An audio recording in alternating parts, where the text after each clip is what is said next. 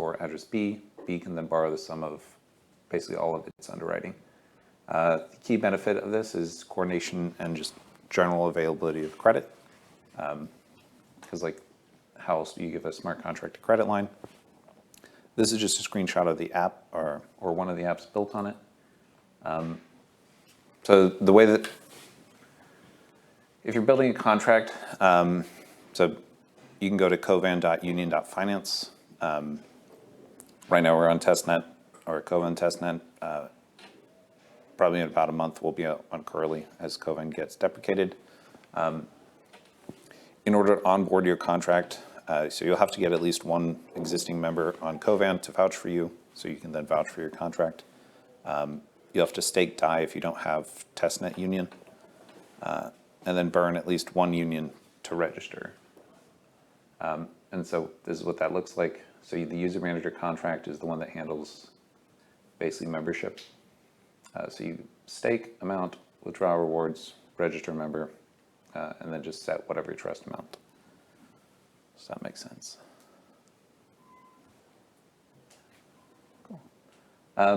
So the general layout and the key files that you'll be kind of like interacting with is user manager and uToken.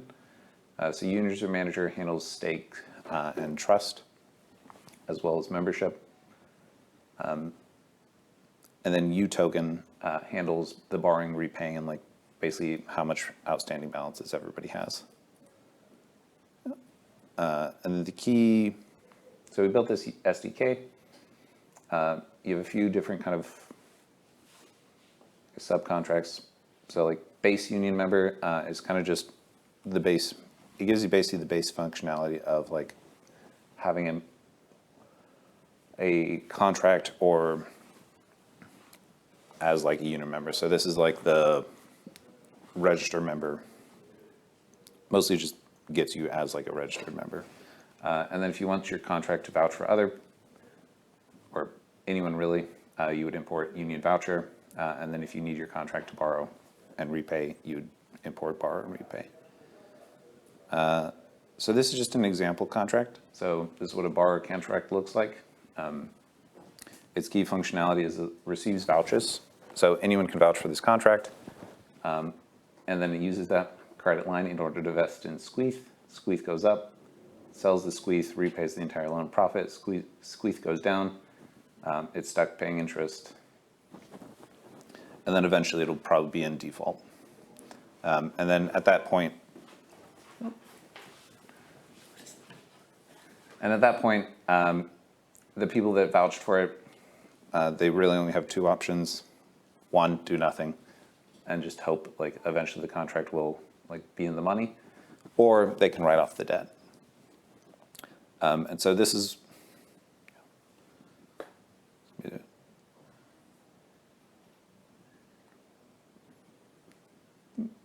and then this is kind of the other side of it. So you can have build a underwriter contract.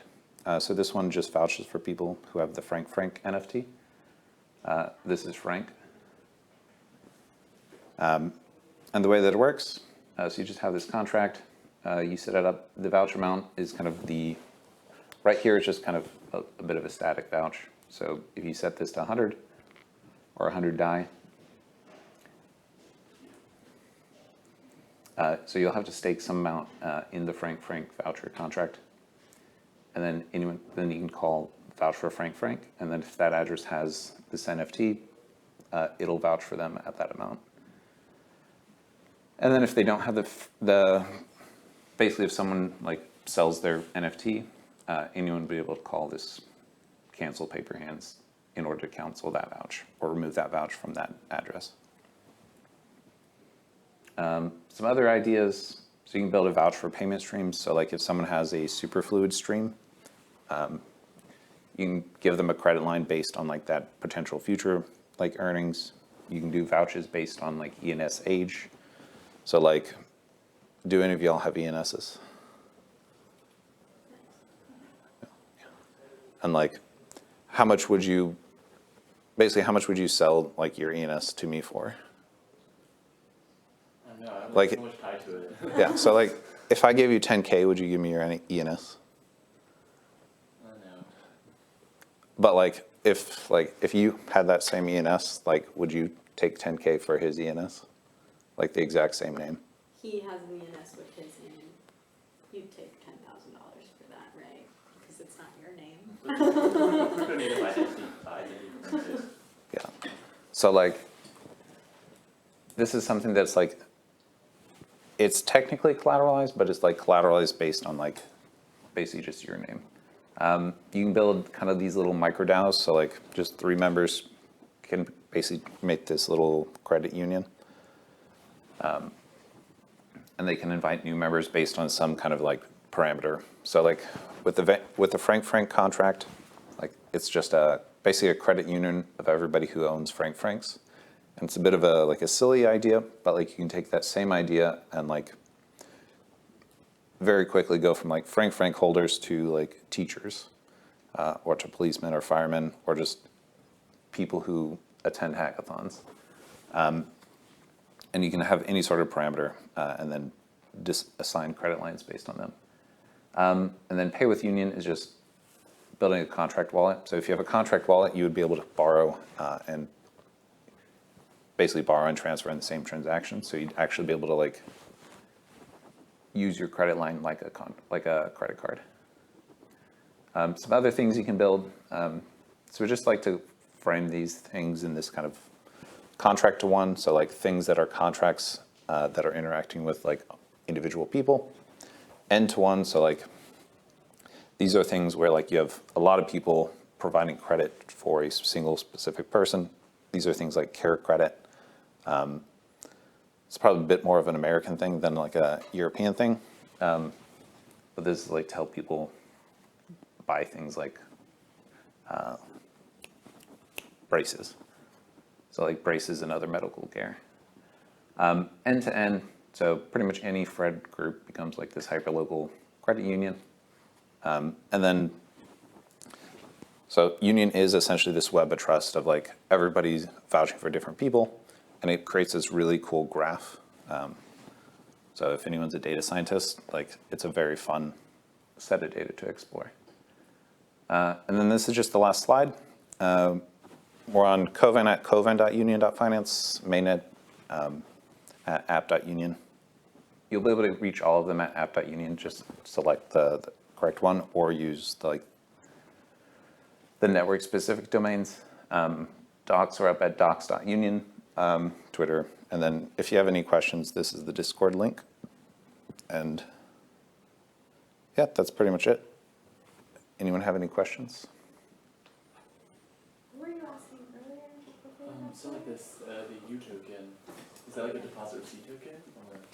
Yeah, so you have 2 pools, basically deposits or user deposits, which is what is used for underwriting. And then you have the U token, which is kind of the DAO's, I guess, won't call it equity, but just the DAO's funds. And so when someone underwrites, they're able to borrow from this pool. Right now, there's no UI for it, but you can just call it directly. So you can mint and redeem U token in order to create this secondary pool. But right now it's just the DAO's funds.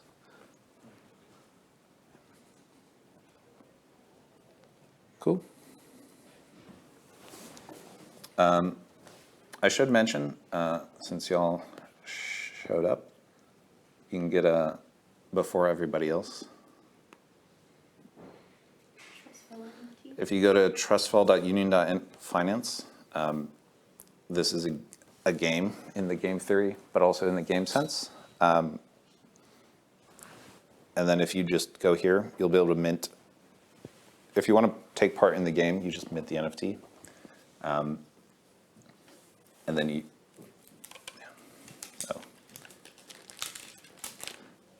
and then game 1. So the first game is basically, it's kind of scoring will be based on the same thing that Gitcoin uses for donations, so quadratic funding, except it's vouchers. And then the game 2, and that'll last for 2 weeks, and then we'll divide the prize pool of $2,000 amongst everybody based on that formula. And then game 2 will be a surprise, and then game 3 is it kind of goes in trust, money, and betrayal. I don't want to give away the surprises, but those will be the things. And yeah, that's it. And there's a $10,000 prize pool for it as well. Right, So for it's the not just for fun. Yeah. There's monetary rewards. Fun and money.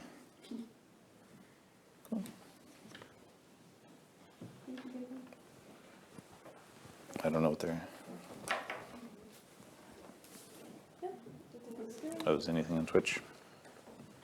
Nope, they're done. Looks good. Oh, disconnecting, that's fine. Oh, no, you're Nope. still on there. Is anyone asking questions on Twitch? I don't see anything. Okay.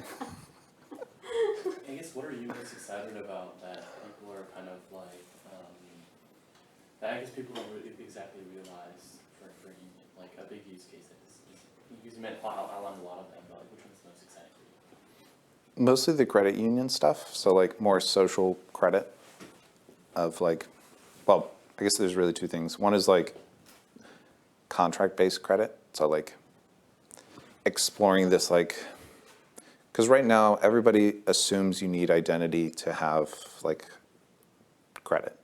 But even in the real world, you don't ever actually have like identity, because like identity theft is literally like billions of dollars every year. And like, if there was a solved problem, like the banks would definitely not want to pay the billions of dollars every year. But you really just need like attributes. And if you have enough attributes for like any sort of like unique, so basically you need unique identifiers and then you need attributes. And then you need to basically just design an algorithm such that you can divide this like that group into kind of like, these are the people that, like one, you need to identify some amount of uniqueness, and then one, like will they default or will they not? And like doing this with like perfectly like pseudonymous like players, I think it is possible, but it's definitely an underexplored space because people tend to get caught up in like the identity. And like everybody like doing things on chain, like I don't know if people know this, but like it costs $8 to buy like a fake, not like a fake identity, but like someone else's identity. Yeah. So it costs $8 to like get a Sybil like thing in the real world, but in order to like replicate like 20 transactions on chain, like you basically, it costs you more to replicate like a Sybil account like on chain using gas than like to just buy someone's identity. So you sort of calculate the cost of civil account. Yeah. Makes a lot of sense. Because like, you know, if someone comes up to me and says, okay, well, we'll do like ZK, KYC, and I'm like, dog, like that's just one aspect. It's not the be all end all. Yeah, like knowing that everyone in here is like a unique person, like I can know everyone here is a unique person because I can see all y'all, but like I know absolutely nothing of like, if I gave all y'all like 10K, like who would default?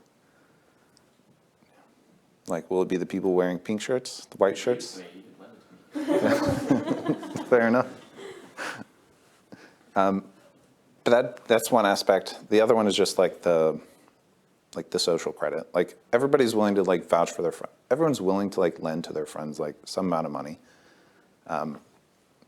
But instead of like doing that, like everyone is paying just an insane amount in interest to like credit cards and banks and stuff.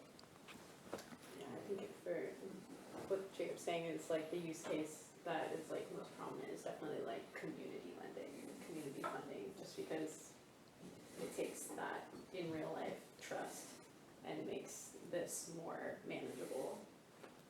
Yeah. Because you do know like your best friend is not gonna not pay you back. Or hopefully. Yeah. Yeah. Hopefully you would know. I think I think with good company. Yeah. What are you most excited about? I don't know. I mean, I'm just Yeah. like, you know, just trying to soak things in. I think the programmability, the composability aspect is interesting. I mean, I think like integrating into various apps and whatnot. I mean, that's why you guys are an hackathon, right? So. Yeah, because the cool things are what we don't know about. Yeah. Cool. What are y'all most excited about? Or what are y'all building? Yeah, what are you doing? influencers and for brands in Web3, where influencers could receive additional rewards proportional to their reputation, because brands never trust the influencers. Influencers don't trust brands. And we decided this program. Real cool. Cool.